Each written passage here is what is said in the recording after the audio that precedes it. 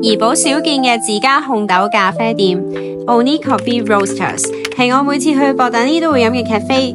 佢嘅店面有大大塊玻璃，又有戶外位，自然光夠晒通透，而且位置好坐，當然唔少得好飲嘅咖啡啦。今次我就飲咗 Dirty 同埋 Oat Milk Latte， 仲有食佢哋自家製嘅班蘭蛋糕卷。金鑽咖啡豆係嚟自埃塞俄比亞嘅中培豆，風味偏酸甜微苦 ，body 好濃厚。呢一個豆配奶係好正嘅，咁啊啱晒中意飲奶啡嘅我啦。蛋糕卷偏甜少少，但係好香班蘭味。